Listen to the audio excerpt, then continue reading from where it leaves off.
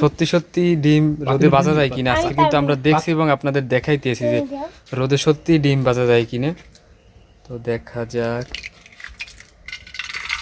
ও একটু ভালো গরম হয়েছে।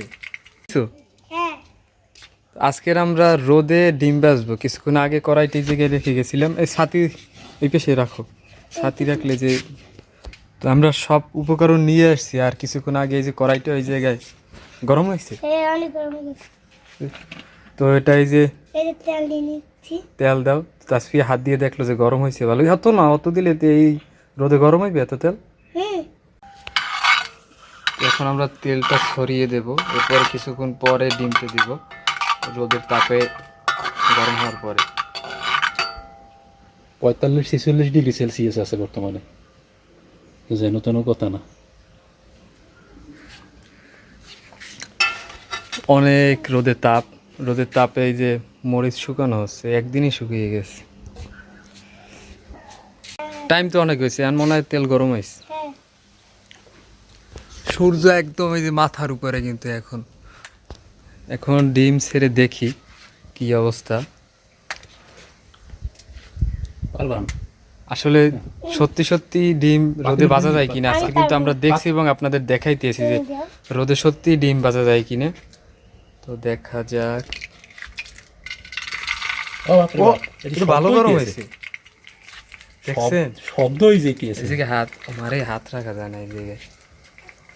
লবণ দে লবণ দে লবণ দে লবণ লবণ লবণ দে, আরেকটু দিতে হবে। আর কি দে। এই যে আস্তে আস্তে হইতেছে। পাতিল গরম হয়েছে না, পাতিল বেশিটা গরম হয় না। আচ্ছা, তৈল গরম হয়েছে মনে হয়। তৈল বেশি ভালো গরম হয়েছে। পূর্ণাঙ্গ বাজা যাইবে না, মানে ওই যে এইবে সম্পূর্ণ হয় না, ডিম তো খাবার মতো মনে হয় না। ডিম পৌঁছে বাবা রে।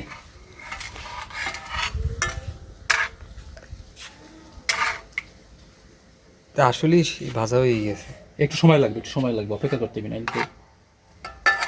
এই যে সাদা হয়ে গেছে না, ছায়া ছায়া দেওয়া দিবে না। আর রোদটা কমে গেছে হঠাৎ, যা আছে হয়ে যাবে। ওই দেখ, এই ক্লোজ কর, দেখছই। ওই যে দেখেন ডিম তেল কি পরিমাণ গরম হয়েছে দেখেন। আছে হাতের ছাওয়া পড়লে নয়। পোস ঘুরেই দেবনি দিতে পারেন।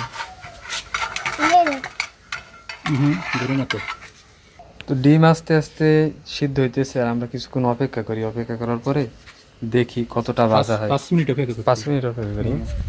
5 মিনিট পরে 5 মিনিট, প্রায় 5 মিনিট পরে দেখেন কি অবস্থা। এখন কিন্তু এই যে ফুটতেছে, এই যে তাপে দেখেন ফোটা শুরু হয়েছে, তেল গরম হয়ে গেছে এখন একদম। ওই যে দেখেন, এই যে মানে যত সময় যাইবে তত ফুটবে, কিন্তু এত সময় ধরে তো আর এই ভিডিও এত লং প্রসেস করা যাবে না আসলে। এখন তো শর্টের ভিতরে খাইতে পারি না। এই খেয়ে দেখো তাসফিয়া, খেয়ে দেখো কেমন, চামচ দিয়ে তোলেন।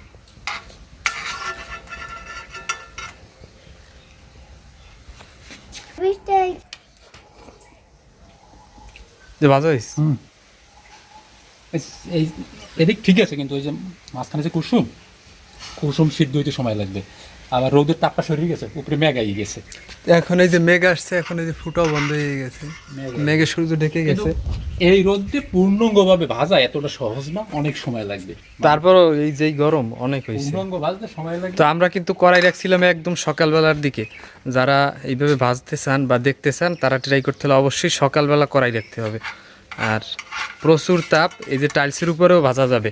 আগামীকালকের আপনাদের যে টাইলসের উপরে ডিম ভেজে দেখাবো, হাত রাখা যাইতেছে না। আজকের আপাতত আমরা কড়াইতে ভাজলাম। তো যাই হোক, আমরা দেখলাম যে আসলে সত্যি রোদে ডিম ভাজা যায়। এখন যে পরিমাণে তাপমাত্রা আজকের আমাদের এইদিকে প্রায় 42 ডিগ্রি প্লাস। এই জায়গায় এই জায়গায় গেলে 42-46 ডিগ্রি প্লাস, আর এমনি স্বাভাবিক আছে 38। এটা ধরা যায় না, মানে এমনি স্বাভাবিক ছায়া জায়গা 38 ডিগ্রি 35 ডিগ্রি, কিন্তু এত গরম কা সূর্যের তাপটা একদম তির্যকভাবে পড়ে।